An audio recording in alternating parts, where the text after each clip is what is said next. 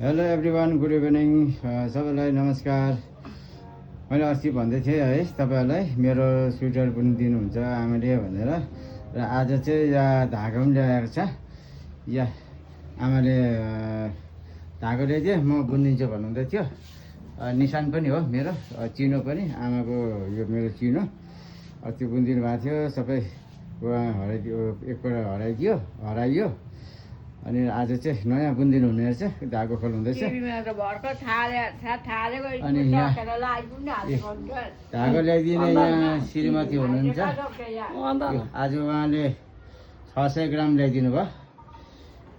पैसा कति पर्यो हो यो मलाई थाहा भएन, उहाँ भन्दै हुनुहुन्न, भन्दैन। अन्त यो ग्रे कलर मेरो फेभरेट कलर हो, यो ग्रे एकदम। यो चाहिँ एकदम हाफ आएको।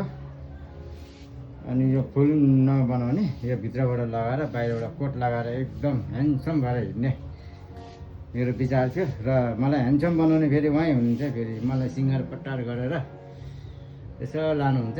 अब ससुराली जाँदा पनि यसो स्वेटर, हाफ स्वेटर लगाएर यसो हिँड्नुपर्छ भन्नुहुन्छ। मेरो बुढी राम्रो कि? बुढी त एकदम राम्रो नि। कस्तो राम्रो लाग्यो? तर अलिकति मोटो भइगयो, तर पनि ठिकै छ। यो मोटो भएको राम्रो।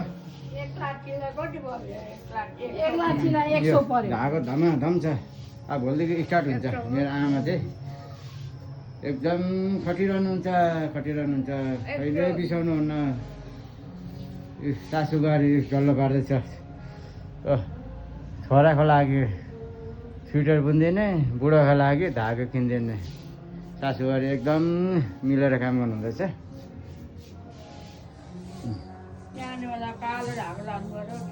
एकदम सादा खालको।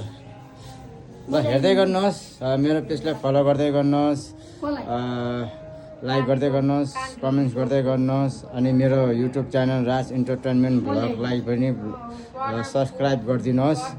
धेरै धेरै धन्यवाद।